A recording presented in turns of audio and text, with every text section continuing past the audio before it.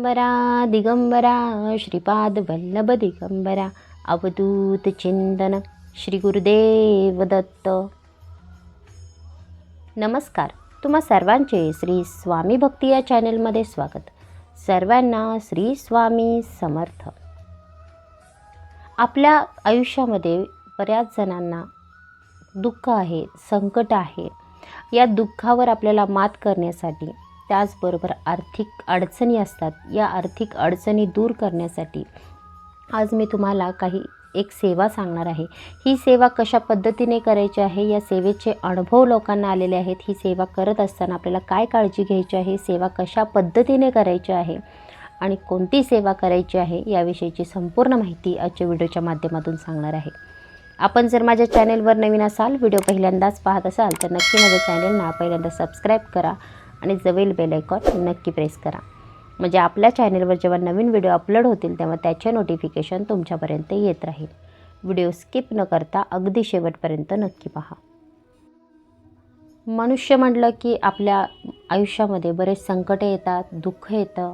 त्याचबरोबर आपण कधीतरी हारून जातो, आपल्याला खूप रडावंसं वाटतं, काही करावं हे सुचत नाही.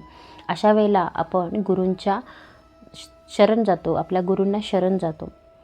तर या वेळेला आपल्याला जेव्हा आपल्या आयुष्यामध्ये दुःख आहे, संकट आहे, आर्थिक अडचणी आहेत, या आपल्याला जर दूर करायच्या असतील तर आपल्याला नक्कीच आपल्याला गुरुबळ असणं आपलं पाठीशी हे खूप महत्त्वाचं आहे. ज्या ठिकाणी गुरुबळ असतं त्या ठिकाणी आपण कधीच हरू शकत नाही, कधीच आपल्याला दुःख येऊ शकत नाही.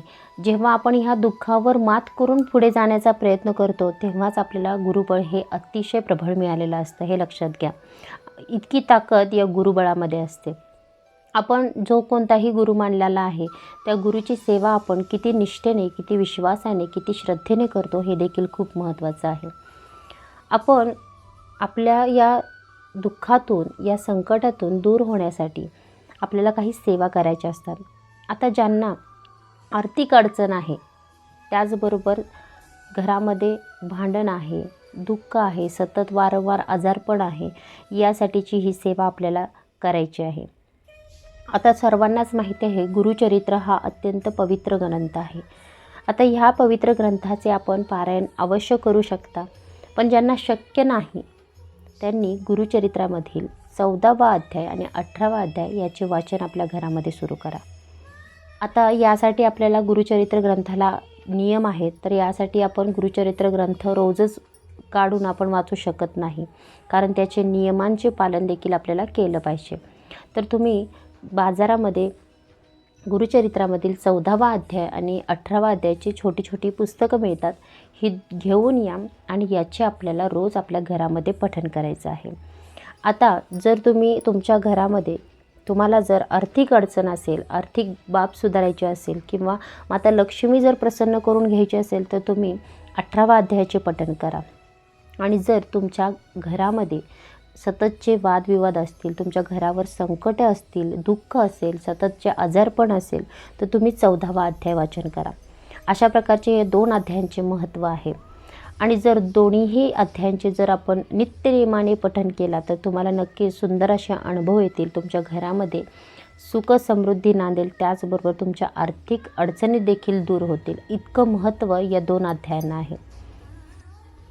आता ही सेवा तुम्ही संकल्पयुक्त देखील करू शकता किंवा तुम्ही दर गुरुवारी देखील हे वाचन 2 अध्यायांचे वाचन करू शकता किंवा कोणत्याही दिवसापासून तुम्ही या 2 अध्यायांच्या वाचनाला सुरुवात करायला हरकत नाही. पण गुरुचरित्राच्या मुख्य ग्रंथाला आपल्याला हात लावायचा नाही. जर तुम्ही संकल्पयुक्त पारायण 7 दिवसाचं करणार असाल तरच तुम्ही गुरुचरित्र ग्रंथाला हात लावा. अन्यथा तुम्ही फक्त गुरुचरित्रामधील 14वा अध्याय आणि 18वा अध्यायाची छोटी छोटी पुस्तकं मिळतात, ती पुस्तकं आणा आणि त्याचं वाचन तुम्ही रोज नित्यनेमानं आपल्या घरामध्ये करा. गुरुचरित्र हा ग्रंथ जेव्हा आपण वाचन करतो तेव्हा आपलं गुरुबळ हे प्रबळ होत असतं. त्याचबरोबर आपल्याला कितीही संकट असू दे, कितीही दुःख असू दे, त्यातून मार्ग काढण्याचं काम हे गुरुचरित्र करत असतं. म्हणून इतकी ताकद या गुरुचरित्र ग्रंथामध्ये आहे आणि यातील या 2 अध्यायांना देखील खूप महत्त्व आहे. म्हणून आपल्या जीवनामध्ये जर दुःख आलं असेल, संकट असेल, आर्थिक अडचणी असेल तर या 2 अध्यायांचे आपल्याला वाचन करायचं आहे. ही सेवा तुम्ही रोज देखील करू शकता, पण कोणताही मांसाहार जर तुम्ही करत असाल तर मांसाहार करून आपल्याला ही सेवा करायची नाही, हे तुम्ही लक्षात घ्या. मग तुम्ही दर गुरुवारी या अध्यायातील वाचन केला तरी काही हरकत नाही. दर आठवड्याला गुरुवारी आपण फक्त 14वा आणि 18वा अध्यायाचे वाचन करा, हरकत नाही. आणि रोज करायचं असेल तर रोज देखील आपण या अध्यायांचे वाचन करू शकता. मासिक धर्म सोडून 4-5 दिवस सोडून पुन्हा त्या अध्यायांचे वाचन आपण करू शकता. सुतक आले, विटाळा आला तर ते दिवस आपल्याला सोडून पुन्हा आपण नव्याने त्या अध्यायांचे वाचन करायचे आहे. तुम्हाला रोज वाचायचं आहे. रोज देखील आपल्या घरामध्ये याचे पठण करा. नक्कीच आपल्या घरामध्ये तुम्हाला बदल जाणवतील, तुमच्या आयुष्यामध्ये बदल जाणवतील. तुम्ही ही सेवा नक्की करून पहा. कसं आहे, आपण जेव्हा एखादी सेवा करतो तेव्हा आपल्याला काहीतरी हवं आहे म्हणून या सेवा करत असतो. त्याचबरोबर जेव्हा आपण कोणती गोष्ट आपल्या गुरूंकडे मागत असतो तेव्हा आपला विश्वास देखील तितकाच महत्त्वाचा आहे. काही लोकांना खूप सेवा करतात पण अनुभव येत नाहीत. ते म्हणतात की आम्ही एवढ्या सेवा करतो, एवढं वाचन करतो, पण अनुभव काहीच नाही, माझ्या इच्छा पूर्ण झाल्या नाहीत. एक लक्षात घ्या, आपण जेव्हा आपल्या गुरूंच्या गुरुचरण जातो त्यावेळेला आपण विश्वास, आपली भक्ती, आपली श्रद्धा ही त्यांच्याजवळ ठेवायची आहे. तुम्ही जर अविश्वास दाखवला तर कधीच आपल्याला या सेवेचे फळ मिळत नाही. तेच जर तुम्ही विश्वासाने, श्रद्धेने आणि भक्तीने या गोष्टी केल्या तर नक्कीच आपल्या ज्या काही इच्छा आहेत, जे काही संकट आहे हे नक्कीच टळलं जातं आणि यातून आपल्याला मार्ग देखील नक्कीच मिळतो. असं ह्या 2 ग्रंथाचे अत्यंत महत्त्व आहे आणि या 2 ग्रंथाच्या पठणाने बऱ्याच गोष्टी, अशक्य अशा गोष्टी शक्य झालेल्या आहेत आणि या वाचनाने बऱ्याच लोकांना अनुभव देखील आलेले आहेत. जर तुमच्या घरामध्ये तुमचं मुलं ऐकत नाहीत, नवरा ऐकत नाही, व्यसन आहे घरामध्ये, तर या गोष्टी आपण या वाचनाने नक्कीच सुधरू शकतो घरामध्ये.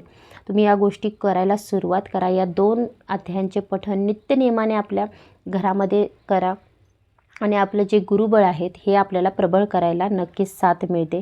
आणि गुरुबळ जेव्हा नक्की आपल्यासोबत असतं तेव्हा आपल्याला कोणतीच अडचण येत नाही आणि अडचणी आल्या तरी त्या अडचणींवर मात करून पुन्हा नव्याने उभारण्याची संधी आपल्याला या गुरुबळामुळे मिळत असते. तर असे हे अध्यायांचे वाचन करून आपण ही छोटीशी सेवा आपल्या महाराजांचरणी रुजू करा आणि आपल्या आयुष्यातील जे काही दुःख आहे, संकट आहे, यातून नक्कीच आपल्याला निवारण मिळेल, मार्ग मिळेल. स्वामी तुमच्या सर्वांच्या सर्व चांगल्या इच्छा पूर्ण करोत ही स्वामींचरणी प्रार्थना. व्हिडिओ आवडला असल्यास नक्कीच व्हिडिओला लाईक करा, चॅनलला सबस्क्राईब करा, व्हिडिओ नक्की जास्तीत जास्त लोकांपर्यंत शेअर करा आणि कमेंट करायला विसरू नका. श्री स्वामी समर्थ.